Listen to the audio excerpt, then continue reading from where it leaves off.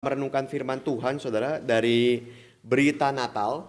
Dan kita akan merenungkannya dari pemikiran John Calvin. Ini adalah yang kedua. Yang lalu kita sudah membahas tentang apa itu Natal. Dan Calvin mengatakan Natal itu berita tentang perendahan diri Allah. Tetapi sekarang kita akan membaca ayat di dalam Filipi pasal yang kedua, ayat yang ketujuh. Filipi pasal 2 ayat yang ketujuh, saudara. Di sini hari ini kita akan merenungkan bahwa berita Natal adalah berita juga tentang kemuliaan Allah. Ya. Filipi pasal yang kedua, ayat yang ke-7. Saya bacakan Filipi pasal yang kedua, ayat yang ke-7 sampai ayat yang ke-9. Ya. Melainkan, saya pakai terjemahan baru 2 ya Bapak Ibu ya. Jadi kalau ada perbedaan itu karena kita punya versi Alkitab yang berbeda. Melainkan telah mengosongkan dirinya sendiri dan mengambil rupa seorang hamba dan menjadi sama dengan manusia. Dalam keadaan sebagai manusia. Ia telah merendahkan dirinya dan taat sampai mati, bahkan sampai mati di kayu salib. Itulah sebabnya Allah sangat meninggikan dia dan mengaruniakan kepadanya nama di atas segala nama. Demikian firman Tuhan. Saudara, dari ayat ini ayat yang sangat terkenal sekali, berbicara mengenai bagaimana Tuhan Yesus Kristus datang untuk merendahkan dirinya. Di dalam bahasa teologisnya itu memakai istilah kenosis, saudara ya. Datang untuk merendahkan dirinya, datang untuk mengosongkan dirinya, datang untuk menjadi hamba. Itu adalah satu ungkapan yang serupa bagaimana Tuhan Yesus sebagai Allah pribadi kedua daripada Tritunggal itu datang untuk manusia. Tetapi saudara sekalian, meskipun Kristus datang untuk merendahkan dirinya menjadi manusia, tetapi saudara kita bisa lihat juga bahwa bukan berarti dia kehilangan keilahiannya. Saudara. Bukan berarti ketika dia merendahkan dirinya, dia tidak lagi jadi Allah. Dia bukan lagi pribadi kedua. Dia 100% manusia dan dia bukan lagi Allah. Tidak, saudara. Tetapi justru saudara, kalau kita melihat inkarnasi itu akan membuktikan bagaimana kemuliaan Allah itu dinyatakan di dalam kenosisnya, saudara, di dalam pengosongan dirinya. Saudara, apa yang dimaksud dengan mengosongkan diri? Apa yang dimaksud dengan kenosis? Ini bukan berarti dia berusaha untuk tidak melakukan apa yang sebenarnya dia ingin lakukan, saudara ya. Ini seperti menahan diri begitu ya, menahan diri. Atau saudara sekalian, ini bukan berarti bahwa dia juga tidak lagi ya memiliki sifat ilahi itu. Ada orang yang mengatakan kenosis itu seperti tombol lampu, saudara ya, tombol lampu. Yang kalau kita nyalakan lampu, berarti keilahiannya nyala gitu ya. Dia jadi maha tahu, dia jadi bisa melakukan mujizat dan sebagainya. Tombolnya nyala. Tapi kalau dia sedang lapar, ya Alkitab menyatakan beberapa kali Tuhan Yesus lapar, haus, menangis, kemudian dia merasakan sakit tentunya ketika dia disalib. Saudara, maka orang mengatakan bahwa oh ini keilahiannya lagi di off. Ya, jadi manusianya yang nyala, ilahinya off. Kalau ilahinya nyala, manusianya off. Saudara, tapi konsep tombol lampu ini saudara bukanlah konsep Alkitab. Bukan seperti apa yang Alkitab nyatakan, saudara. Kenapa? Karena kalau kita menganggap bahwa keilahian Kristus itu, kenosis itu berarti seperti tombol lampu, saudara. Berarti saudara, kita menganggap bahwa Kristus itu bisa dibelah menjadi dua. Dan itu bidat, saudara. Maka seringkali kalau kita mendengar, saudara sekalian, kalau ditanya ya, siapa yang mati di atas kayu salib, saudara? Ini pertanyaan yang saya sering tanyakan di dalam katekisasi, saudara ya. Siapa yang mati di kayu salib, saudara? Keilahiannya atau kemanusiaannya yang mati, saudara? Jawabannya bukan dua-duanya, saudara. Bukan dua-duanya. Karena tidak bisa kita mengatakan, oh yang mati di kayu salib itu kemanusiaannya. Saudara, ilahinya kemana? Maka ini menjadi seperti memecah dua dan kita jatuh ke dalam bidat Nestorian, saudara. Nestorius. Yang memecah dua Kristus sehingga ini Kristus, ini Allahnya, ini manusianya, saudara. Nestorius itu kan dia mengatakan saudara sekalian bahwa Tuhan Yesus itu bukan Tuhan Yesus, saudara, Maria, saudara. Maria itu siapa? Maria itu apakah God's bearer, saudara? God's bearer itu yang melahirkan Allah itu atau yang melahirkan Kristus saja, saudara? Nestorius mengatakan dia itu Christ bearer, saudara. Dia mamanya Kristus. Dia bukan mamanya Allah. Allah itu nggak punya mama, saudara. Jadi dia hanya mama dari kemanusiaannya Kristus, saudara. Wah, ini satu bidat, saudara. Satu bidat yang sangat serius, saudara. Kenapa? Kita memecah dua Kristus. Seolah-olah ini ada Allah, ini ada manusianya. Tapi saudara, di dalam Alkitab tidak demikian, saudara. Yang disebut dengan kenosis, saudara, bukan berarti kita bisa memecah dua Kristus. Ini Allahnya, ini manusianya. Tidak, saudara. Tetapi Calvin melihat kenosis itu sebagai menyembunyikan, saudara, kemuliaannya di bawah kehinaan daging. Bukan di bawah dosa, saudara ya. Manusia ini kan kita hina. Kita memiliki kehinaan daging, saudara, kefanahan di dalam hidup. Dan di bawah semua itu, saudara, Kristus menyembunyikan kemuliaannya. Artinya apa, saudara? Dia tidak pakai status dia sebagai Allah untuk meninggikan diri dia, saudara. Padahal ini bisa dilakukan oleh dia, saudara. Kalau kita lihat banyak sekali kisah-kisah dewa menjadi manusia, saudara. Dia pakai kekuatan dia, saudara, untuk meninggikan diri dia. Menyatakan bahwa dia hebat, menyatakan bahwa dia lebih dari manusia yang lain. Itu sebab cerita para dewa itu kan menyatakan seperti ada kemanusiaan super di dalam diri dia. Dan dia bukan manusia seperti kita. Tapi kalau Kristus bukan manusia seperti kita. Kalau kemanusiaan Kristus kemanusiaan yang super, saudara. Maka siapa yang dia tebus? Bukan kita. Maka saudara, kalau kita lihat ya, kenosis itu dia menyembunyikan kemuliaannya. Calvin katakan di bawah kehinaan daging, saudara. Sehingga dia tidak meninggikan diri dia. Dan ini merupakan satu paradoks sebenarnya, saudara. Bagaimana, saudara, kita bisa melihat dia sebagai bayi di kandang di palungan yang begitu hina itu. Tetapi justru di sana muncul kemuliaan Allah. Di sana titik kemuliaan Allah berada, saudara. Maka kita sebelum merenungkan akan hal ini, saudara, kita sama-sama mau memahami terlebih dahulu apa sih artinya kemuliaan Allah, saudara. Kita kan sering mengatakan ya, dipermuliakanlah Tuhan, Tuhan dipermuliakan. Apa artinya kemuliaan Allah, saudara? Calvin melihat kemuliaan Allah itu artinya pancaran kesempurnaan diri Allah yang begitu besar. Pancaran kesempurnaan diri Allah yang begitu besar sehingga seluruh ciptaan pun terpapar oleh kemuliaannya. Dan bukan saja terpapar, bahkan seluruh ciptaan itu memantulkan kemuliaan Tuhan. Ini seperti matahari yang bersinar dan bulan memantulkan sinarnya pada matahari, saudara. Gambarannya mungkin mirip seperti demikian, saudara. Sehingga kalau kita melihat, Bapak Ibu Saudara, kemuliaan Tuhan itu begitu besar sekali. Saya mau ambil ilustrasi, saudara. Misalkan, kalau kita bandingkan dua macam piano, saudara. Piano yang satu itu piano dari Steinway, saudara. Yang tentu saja sangat terkenal dan harganya sangat fantastis, saudara ya. Steinway. Dan satu lagi piano, misalkan, saudara ya, abang-abang pinggir jalan, dia tukang kayu, dia rakit sendiri piano, saudara. Dia bikin sendiri piano. Saudara, kita bisa melihat kan, piano Steinway dengan piano yang di pinggir jalan ini dari orang ini yang rakit piano. Saudara, kualitasnya beda. Dan begitu ya di kalangan orang musik misalkan, saudara ya. Ketika kita bicara mengenai pianonya mereknya apa, Steinway. Wow, orang langsung merasa wah hebat ya. Wah, ini besar, ini luar biasa, ini pasti sempurna dan sebagainya.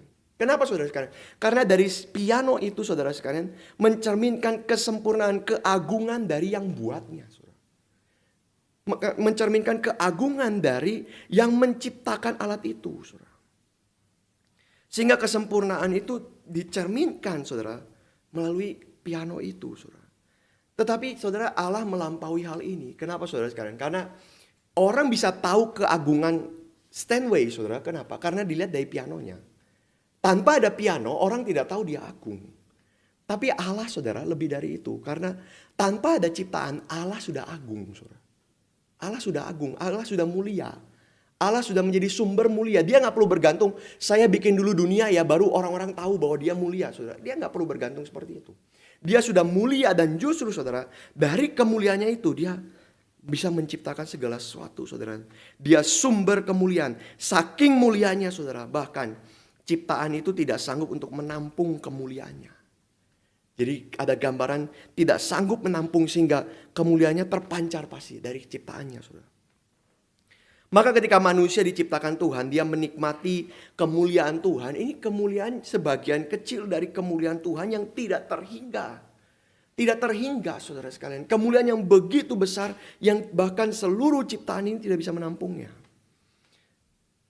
Saudara, padahal kalau kita melihat di dalam Alkitab, Allah itu kan menciptakan manusia, saudara, dengan keinginan yang tidak terbatas, ya, saudara. Dengan, atau yang saya pakai istilah imajinasi, saudara.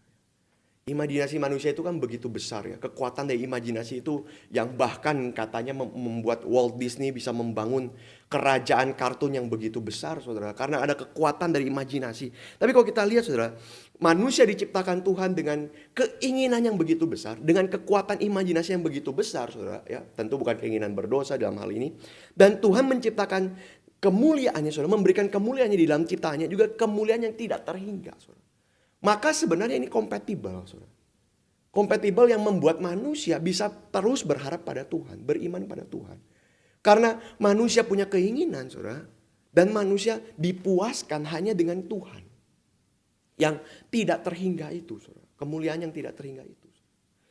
Kalau manusia tidak punya keinginan, saudara, kemuliaan Tuhan ini tidak akan dianggap oleh manusia. Kalau manusia punya keinginan tapi kemuliaan Tuhan terbatas, saudara, maka manusia akan cepat puas dan tidak akan lagi bergantung pada Tuhan. Maka dua-duanya ini klop, saudara, menyatu. Ada keinginan dari manusia, ada kemuliaan dari Tuhan, sehingga ada begitu banyak hal manusia akhirnya bisa beriman pada Tuhan, bisa bergantung pada Tuhan. Tapi saudara, permasalahannya adalah ada gap besar antara Allah dan manusia. Dan gap ini bukan dimulai waktu berdosa, saudara, tidak. Ini dulu, saudara, waktu guru sekolah minggu saya dulu, saudara, bilang, kenapa manusia dan Allah itu punya jurang yang besar? Langsung refleks jawab apa? Dosa gitu ya. Oh, kita menyalahkan dosa. Kalau sudah tidak ada dosa, berarti kita tidak punya jurang besar dengan Tuhan. Tapi pertanyaannya, saudara, sekarang apakah betul seperti itu? Jawabannya enggak, saudara. Kenapa, saudara? Karena Van Til ya, saudara, dia mengatakan ada pemisahan antara pencipta dan ciptaan yang sangat jelas.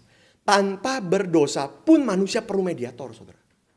Karena kita beda kualitas dengan Tuhan. Kita beda, segalanya beda, saudara, dengan Tuhan kita. Kita nggak bisa mengerti langsung, saudara. Kita tidak bisa mengakses Tuhan kita secara langsung. Berarti, saudara, tanpa kita berdosa pun, seandainya jikalau umpama, saudara, manusia tidak jatuh dalam dosa, masih perlu Kristus tidak? Perlu, saudara. Kita perlu mediator, saudara. Apalagi ketika manusia jatuh dalam dosa, saudara. Jurang itu semakin besar. Dan jurang inilah yang membuat manusia tidak pernah terpuaskan. Kenapa, saudara? Orang-orang mengatakan, saudara, ya, orang-orang yang agak-agak asketis, saudara, ya, agak ke arah mencintai penderitaan, saudara, ya, pesimis begitu, saudara. Mereka mengatakan, kenapa manusia tidak pernah terpuaskan, malah menjadi menderita? Karena manusia terlalu banyak keinginan, saudara. Sehingga jadi menderita, tidak terpuaskan dan sebagainya. Tapi jawabannya bukan itu, saudara. Di dalam Alkitab jawabannya bukan itu. Keinginan itu memang diciptakan oleh Tuhan. Jawabannya apa, saudara? Karena keinginan manusia justru kepentok oleh apa? Dosa, saudara. Kepentok oleh dosa. Manusia menginginkan segala sesuatu. Menginginkan hal yang besar, imajinasi dan sebagainya. Dan akhirnya manusia pakai itu. Karena sudah jatuh dalam dosa. Manusia pakai itu untuk mencari kepuasan dari dunia ini. Bisakah dunia memuaskan manusia? Nggak bisa, saudara. Bisakah ada apapun di dalam dunia ini yang membuat manusia akhirnya merasa, oh, saya puas gitu ya. Seperti kepuasan yang dialami oleh Daud kepada Tuhan, saudara. Gak mungkin, saudara. Karena seluruh dunia ini tidak diciptakan Tuhan dengan kepuasan yang demikian bagi manusia, saudara. Dunia ini pancaran kemuliaan Tuhan. Maka manusia seharusnya mengejar kemuliaan yang sesungguhnya. Itu siapa? Tuhan itu sendiri. Maka, saudara, kalau begitu, bagaimana caranya manusia bisa dipuaskan, saudara? Bagaimana caranya, saudara? Keinginan manusia yang tidak terhingga itu, saudara, hanya bisa dipuaskan dengan Allah saja. Dan bagaimana menjembatani ini? Saudara, Calvin katakan satu-satunya hanya dengan Kristus.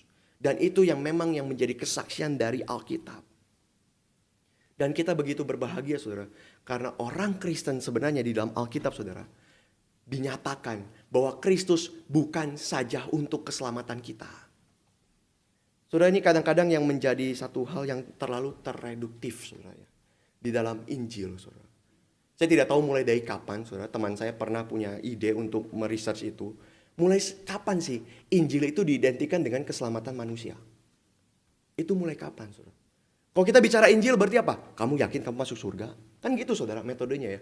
Kamu yakin kamu masuk surga? Kamu yakin kamu gak dihukum Bapa di surga? Kamu masuk neraka? Kamu yakin? Mulai kapan, saudara? Sebab di dalam Alkitab, Injil itu jauh lebih besar tentang itu, saudara. Jauh lebih besar. Bukan hanya tentang keselamatan saudara, tapi bagaimana kita menikmati kemuliaan Allah yang imanen di dalam dunia ini. Dan itu yang Calvin katakan hanya bisa dilakukan melalui Kristus. Saudara, maka istilah God with us, ya, Immanuel, Allah bersama dengan kita, itu satu istilah yang begitu besar. Bukan hanya kita pahami Allah menyertai kita, tetapi yang kita bisa lihat juga bahwa ini bagian dari kemuliaan Allah yang imanen di dalam dunia. Kita tahu kemuliaan Allah begitu besar dan sebagainya, itu kan bersifat transcendent, saudara. Transcendent itu maksudnya ya ini tidak terhingga, ya kemuliaan yang begitu besar dan sebagainya, saudara. Tapi Tuhan merendahkan dirinya dan dia masuk ke dalam dunia membawa kemuliaannya itu menjadi imanen. Sehingga apa, saudara? Sehingga manusia bisa mengerti kemuliaan Allah. Manusia bisa menikmati sungguh-sungguh kemuliaan Allah. Karena tanpa itu manusia tidak bisa memiliki shalom. Shalom. Kita sering mengatakan shalom, shalom, shalom itu artinya apa, saudara? Shalom itu bukan damai ya. Oh iya kamu baik-baik ya, kamu gak sakit, kamu gak apa. Damai ya, kamu tidak punya masalah, itu shalom. Enggak, saudara. Orang Yahudi saja, saudara, punya pemikiran shalom gak begitu. Shalom itu artinya apa, saudara? The wholeness, saudara. Ada completeness dari manusia. Ini bukan satu hal yang sudah terjadi, oh kita setiap hari ya shalom, shalom. Tidak, saudara. Orang Yahudi mengatakan shalom itu dengan satu harapan besar. Bahwa kita bersama-sama akan dikumpulkan menjadi umat Tuhan. Seperti zaman kerajaan Daud dulu, saudara. Karena ada relasi dengan sesama yang baik. Ada pergumulan hidup yang baik juga. Maksudnya pergumulan hidup yang baik tuh dia tidak membunuh, dia tidak berdosa, dia tidak mengalami hal yang aneh-aneh, saudara, kesehatannya baik, dia punya relasi dengan sesama baik, dia punya relasi dengan Tuhan baik. Itu baru shalom, saudara. Jadi kita nggak bisa mengatakan, kadang-kadang saya suka jengkel ngelihat orang ya. Orang Kristen datang ke gereja, shalom, shalom ya, shalom, selamat pagi, shalom. Setelah itu pulang dari gereja dia berantem sama istrinya, dia berantem sama orang lain, dia mencuri di hadapan Tuhan. Saudara nggak perlu ngomong shalom, itu nggak ada shalomnya sama sekali. Maka orang Yahudi melihat, bahkan di dalam Alkitab, Yahudi saja melihat, saudara, shalom itu berarti kita berusaha untuk arahnya ke sana. The wholeness of man. The completeness, saudara. Keseluruhannya daripada manusia. Dan Kristus merendahkan diri supaya manusia bisa punya shalom, supaya manusia bisa mengerti kemuliaan dia, saudara. Maka dia merendahkan diri sampai ke palungan. Kenapa palungan, saudara? Raja-raja datang dengan pamer kemewahan. Presiden datang dengan pamer kehebatan. Tapi Kristus datang di dalam palungan. Karena di sana kita bisa melihat kemuliaan Allah ini berinteraksi langsung dengan kerendahan manusia. Yaitu apa? Di dalam Kristus. Di dalam Kristus sendiri. Kristus datang bukan seperti pangeran langit yang turun, saudara. Tapi Kristus datang sebagai mediator antara Allah dan manusia. Dia Allah, dia manusia. Maka dia membawa kemuliaan Allah. Dia membawa kelemahan manusia. Dan itu bersatu di dalam satu titik di dalam sejarah. Yaitu di dalam kelahiran Kristus, saudara. Kelahiran Kristus. Sehingga Agustinus mengatakan seperti ini, saudara. Di dalam dia menyikapi tentang Kristus yang lahir, ya saudara. Duinator Kristus. Dia mengatakan sebagai Allah itu menjadi tujuan kita bergerak. Maksudnya apa, saudara? Kita melihat kemuliaan Allah di dalam Kristus dan itulah yang kita kejar. Kita melihat kemuliaan Allah dalam Kristus, itulah yang kita nikmati. Kita punya tujuan hidup. Orang Kristen hidup bukan untuk senang-senang, tapi untuk mengejar kemuliaan Allah seperti yang terdapat di dalam diri Kristus, saudara. Tetapi di sisi yang lain, Agustinus juga mengatakan, saudara, bahwa di dalam sebagai manusia, saudara, dia menunjukkan langkah apa saja yang harus kita tempuh untuk mencapai kemuliaan itu. Ini baru jembatan, saudara. Jembatan itu bukan hanya mengatakan, oh saya dari sini sampai ke sana, tidak. Tapi jembatan itu menghantar kita step by step sampai ke sana. Dan step by stepnya itu dilakukan oleh Kristus di dalam ketaatannya sebagai manusia. Ketika dia lahir di kandang, ketika dia nanti hidup sebagai orang miskin, dan ketika dia nanti naik ke atas kayu salib. Maka saudara, dari perendahan diri Kristus ini ada dua makna yang kita bisa renungkan. Yang pertama, saudara, ini tanda seberapa jatuhnya manusia. Sebenarnya, saudara, Seberapa jatuhnya manusia, seberapa rusaknya manusia. Sehingga Kristus harus mengejar manusia sampai harus menjadi manusia, saudara.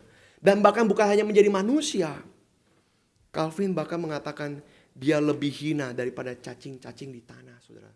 Yang sudah kehilangan kebaikannya. Saudara, tidak ada manusia, kita pun tidak, saudara, yang lahir di kandang. Kita pun tidak, saudara, lahir dalam kondisi yang begitu sulit.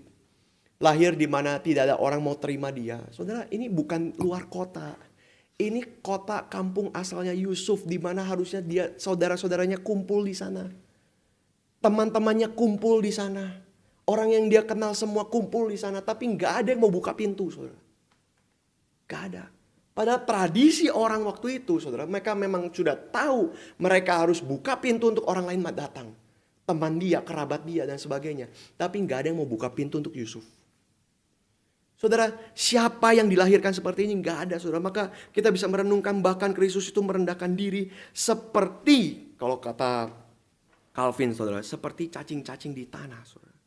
Yang begitu hina, bahkan jauh lebih hina daripada manusia. Menunjukkan betapa dalamnya Kristus turun. Ini menunjukkan betapa dalamnya manusia jatuh. Dan yang kedua, saudara, perendahan diri ini menunjukkan sampai titik itulah justru Tuhan datang. Tuhan mengasihi kita dan Tuhan mengangkat kita naik. Pengorbanan yang begitu besar itu adalah satu tanda bahwa dia bukan Allah yang mementingkan kemewahan, kemegahan, kuasa, kehebatan. Tetapi dia adalah Allah yang mementingkan kasih dan pengorbanan bagi umatnya. Sampai dia turun ke titik terendah manusia bisa hidup, saudara. Dia bukan turun setengah level, saudara, di atasnya. Oh, saya turun tapi saya jadi raja ya, masih lumayan enak lah. Kadang-kadang kita mau seperti itu, saudara ya. Kadang-kadang waktu KKR misalkan, saudara ya. KKR regional dan sebagainya. Kita mau sih turun tapi jangan terlalu bawah lah. Jangan terlalu bawah, kok bisa ya yang masih enak lah dan sebagainya. Tapi Kristus nggak begitu, saudara. Dia benar-benar turun sampai paling bawah. Supaya apa? Supaya siapapun yang ada di bawah bisa diangkat naik oleh Kristus ke atas. Kalau dia turunnya setengah, saudara, ini yang bawah ini nggak bisa diangkat, saudara. Tapi dia turun ke paling bawah. Supaya yang dari bawah itu bisa diangkat semua naik, saudara. Dan disinilah paradoksnya, saudara. Justru kemuliaan Allah itu terpancar di dalam palungan, saudara. Karena kita melihat seperti yang Luther katakan, saudara ya. Luther katakan seperti ini. Ke arah teologi salib, saudara. Kita mau cari Allah, saudara. Kita cari lewat kekuatan kita. Kita mau cari Allah, kita cari lewat kemuliaan. Kita mau cari Allah, kita cari lewat kebesaran dari dunia ini dan sebagainya macamnya. Dan Luther mengatakan kita tidak mungkin menemukan Allah di sana. Karena kita hanya menemukan Allah di atas kayu salib. Artinya apa, saudara? Kita hanya menemukan Allah di balik penderitaan itu.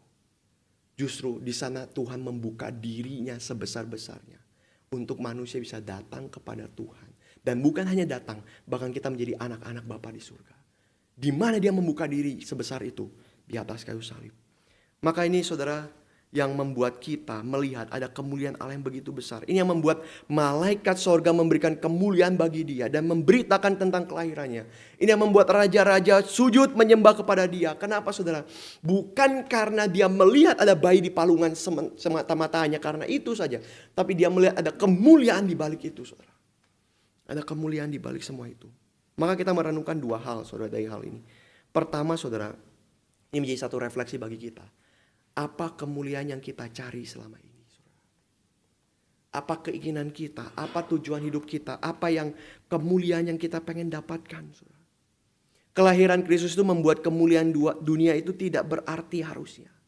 Kenapa, saudara sekalian? Karena sumber mulia, sang sumber mulia itu tidak melihat mulia seperti dunia. Sang sumber mulia itu, kalau kita pengen merasakan menikmati kemuliaan, kita harus datang kepada Tuhan. Dan Tuhan mengatakan kemuliaan itu ada ketika Kristus lahir. Ketika dia hidup sebagai manusia yang biasa saja. Dan bahkan ketika dia naik ke atas kayu salib. Disitulah point of view Allah melihat kemuliaan. Dan itulah yang harusnya kita alami dalam hidup kita, saudara. Maka dia lahir bukan memberi kemuliaan dunia. Tapi dia lahir untuk membuka pintu kita bersatu dengan Allah. Dan ini tidak lepas dari penderitaan. Saudara, maka teologi kemakmuran itu, saudara, itu bukan hanya sesat, bukan hanya salah, itu menghancurkan iman Kristen. Dan itu bisa terjadi. Saudara, saya nggak ngomong gereja lain, saudara ya. Itu urusan mereka, gereja lain, saudara. Kita terlalu sering kadang-kadang mengurusi punya orang lain, tapi tidak lihat ke diri sendiri, saudara. Ini bisa terjadi di gereja kita, saudara. Terutama waktu ada acara besar dan sebagainya, saudara. Kita bisa mengatakan, oh kita mulia dan sebagainya. Bahkan penderitaan pun bisa dipakai untuk kemuliaan, saudara. Wah, saya pergi KKR ya, itu harus jalan kaki menyeberangi hutan 2 jam. Sampai ke sana sudah malam, wah itu jadi bahan kemuliaan. Seolah-olah kita lebih hebat dari yang lain, saudara. Tapi bukan itu yang harusnya kita cari, saudara. Kita tidak bersatu dengan penderitaan. Saudara mesti ingat ini ya. Meskipun Kristus menderita, saudara. Meskipun Kristus datang merendahkan dirinya, bukan berarti kita harus bersatu dengan penderitaan, tidak. Bersatu dengan penderitaan berarti apa, saudara? Kita tidak sempurna kalau tidak menderita. Ini orang gila namanya. Orang gila. Saya tidak sempurna. Saya bukan jadi orang Kristen benar-benar. Ini seperti Desert Father, saudara ya. Saya kalau tidak menderita, saya belum beriman pada Tuhan. Ini orang gila, saudara. Maka dia cari penderitaan terus, saudara. Tapi kita bersatu dengan Kristus di dalam penderitaannya. Artinya apa, saudara? Artinya manusia lama kita bersama dengan Kristus. Disalibkan dengan Kristus, diberikan kepada Kristus, sehingga kita memiliki pemikiran yang baru, saudara, untuk mengikut Kristus dan hidup bagi Dia. Maka saudara, merayakan Natal itu bukan merayakan kesengsaraan. Merayakan Natal dengan pesta, dengan kesenangan dan sebagainya, saya pikir ada tempatnya itu, saudara. Kita bukan merayakan Natal seperti muram terus ya, saudara. Enggak juga, saudara, ada tempatnya. Karena merayakan Natal itu berarti merayakan kemuliaan Allah yang turun ke dalam dunia. Dan kemuliaan yang selayaknya mendapatkan selebrasi. Selayaknya mendapatkan selebrasi. Sehingga meskipun kita nggak merayakan Natal dengan hingar-bingar dan kemewahan besar, saudara ya, tapi ada unsur sukacita, itu yang perlu kita alami, saudara, di dalam Natal, saudara. Yang kedua, kita bisa lihat, ini bukan saja mengintrospeksi kita, apa yang kita cari, kemuliaan apa yang kita inginkan, tapi ini juga membuat kita dihiburkan oleh pemeliharaan Tuhan. Ini yang membuat kita beriman terus kepada Tuhan, saudara. Karena ketika Kristus turun ke dalam dunia ini, Kristus tidak melepaskan keilahiannya, saudara. Tidak. Dia tetap mulia sebagaimana Allah mulia. Dan ini sangat penting bagi kita. Kenapa, saudara? Karena tidak ada satu detik pun di dalam hidup Kristus, di dalam diri Kristus, di mana Dia melepaskan keilahiannya. Itu berarti tidak ada satu detik pun di dalam diri kita sebagai tubuh Kristus, di mana kita tidak jadi umat Tuhan. Kita selalu jadi umat Tuhan. Maka saudara, ini Calvin mengatakannya, di satu sisi kita lihat Kristus tidak menyayangkan dirinya supaya kita bersatu dengan Dia, sehingga kita tidak ragu untuk diterima sebagai tubuh Kristus. Karena Dia ingin bukan hanya menjadi manusia, tapi Dia lebih rendah dari manusia. Ini yang Calvin katakan, cacing tanah yang malang, saudara. Seperti itu, seolah-olah, saudara. Maka kiranya kita tidak pernah ragu, saudara, betapa menyedihkannya keadaan kita pun. Kita nggak pernah ragu, saudara. Kita punya pergumulan hidup, kita punya kesulitan. Alkitab mengatakan kita jalankan kebenaran, dunia pasti benci kita. Alkitab mengatakan kita ini seperti domba di tengah serigala, bukan serigala di tengah domba. Serigala di tengah domba enak, saudara, tinggal cakar kiri kanan semua langsung kalah. Domba di tengah serigala, saudara. Serigala goyang dikit aja mungkin kebaret dombanya, saudara. Domba di tengah serigala. Tetapi saudara, kita di dalam pergumulan apapun, kita tidak pernah merasakan kehilangan, ditinggalkan begitu besar. Kenapa, saudara? Karena Tuhan memelihara hidup kita. Melalui Kristus kita mendapat bagian dari kerajaan Allah. Betapa menyedihkannya hidup kita pun, Kristus tetap pelihara kita. Karena Kristus tidak pernah tinggalkan kita. Dia Allah, Dia menjadi manusia. Sehingga kita tidak perlu ragu ketika kita berada di bawah pemeliharaan Tuhan. Dia memiliki semua yang diperlukan untuk pelihara kita sebagai manusia. Dan dari hal ini kita bisa melihat, saudara, tentang kemuliaan hidup. Sehingga saudara, mari kita jalankan hidup kita. Sungguh-sungguh kejar apa yang Tuhan inginkan. Dan jangan takut, saudara. Jangan kompromi. Jangan cari kemuliaan dunia. Tetap jaga hati kita melihat kepada Kristus, karena Kristus tidak akan meninggalkan kita. begitu saja. Amin. Mari kita berdoa. Kami bersyukur Tuhan untuk firman pada pagi hari ini, dan kiranya Tuhan yang menolong kami untuk bertumbuh dan semakin mengasihi Engkau. Di dalam nama Tuhan Yesus Kristus kami berdoa. Amin.